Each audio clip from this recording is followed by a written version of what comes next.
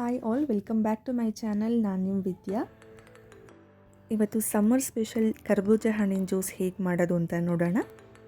ನಾನಿಲ್ಲಿ ರೌಂಡಾಗಿರೋ ಕರ್ಬೂಜ ಹಣ್ಣು ಸಿಗುತ್ತಲ್ಲ ಅದು ತಗೊಂಡಿಲ್ಲ, ಸ್ವಲ್ಪ ಉದ್ದಕ್ಕೆ ಬರುತ್ತಲ್ಲ ಆ ಥರ ಕರ್ಬೂಜ ಹಣ್ಣು ತೊಗೊಂಡಿದ್ದೀನಿ.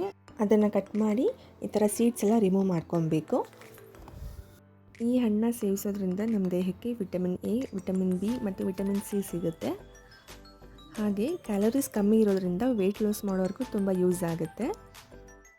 ಹಾಗೆ ದೇಹದಲ್ಲಿ ನಿಶಕ್ತಿ ಕಮ್ಮಿ ಮಾಡಿ ಇಲ್ಲಿ ರಕ್ತ ಕಣಗಳು ಚೆನ್ನಾಗಿ ಸೇರುತ್ತೆ. ಇನ್ನೇ ಈ ಹಣ್ಣು ಕಣ್ಣಿಗೂ ಸಹ ತುಂಬಾ ಒಳ್ಳೆಯದು. ಈ ಥರ ನೀಟಾಗಿ ಒಂದು ಸೀಡ್ ಇಲ್ದಿರೋ ಥರ ಕ್ಲೀನ್ ಮಾಡ್ಕೊಬೇಕು. ಇವಾಗ ಸೀಡ್ನ ಸಪ್ರೇಟ್ ಮಾಡಿರೋ ಪಲ್ಪನ್ನ ನಾನಿವತ್ತು ಜ್ಯೂಸರಲ್ಲಿ ಹಾಕ್ಕೊತಾ ಇದ್ದೀನಿ.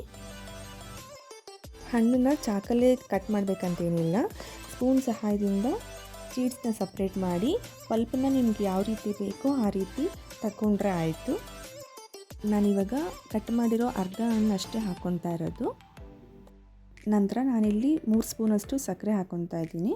ಸಕ್ಕರೆ ಬೇಡ ಅನ್ನೋರು ಬೆಲ್ಲ ಸಹ ಹಾಕ್ಕೊಬೋದು. ಅಂಗಡಿಲಿ ಸಿಗೋ ಜ್ಯೂಸೆಲ್ಲ ಆಲ್ಮೋಸ್ಟ್ ಸಕ್ಕರೆನೇ ಹಾಕ್ಕೊಳ್ಳೋದು, ಅದಕ್ಕೆ ನಾನಿಲ್ಲಿ ಸಕ್ಕರೆ ಹಾಕ್ಕೊತಾ ಇದ್ದೀನಿ. ನಂತರ ಅದಕ್ಕೆ ಕಾಯ್ದು ಹಾರಿರೋ ಹಾಲನ್ನ ಅರ್ಧ ಗ್ಲಾಸ್ ಹಾಕ್ಕೊತಾ ಇದ್ದೀನಿ.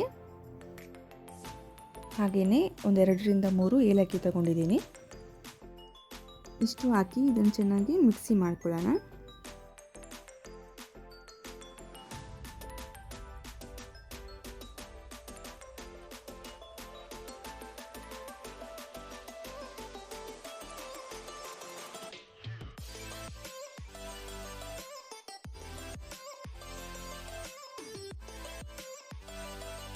ಇವಾಗ ಇದಾಗಿದೆ.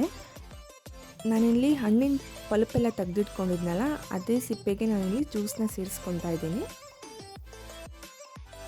ಹಾಗೆ ಹಣ್ಣನ್ನು ಸಣ್ಣದಾಗಿ ಪೀಸ್ ಮಾಡ್ಕೊಂಡು ಹಾಕ್ಕೊತಾ ಇದ್ದೀನಿ, ಕುಡಿಯುವಾಗ ಸಿಕ್ಕಿದ್ರೆ ಚೆನ್ನಾಗಿರುತ್ತೆ ಅಂತ. ಅದಾದ ನಂತರ ಸ್ವಲ್ಪ ಸಬ್ಜಾ ಸೀಡ್ಸ್ನ ಹಾಕ್ಕೊತಾ ಇದ್ದೀನಿ.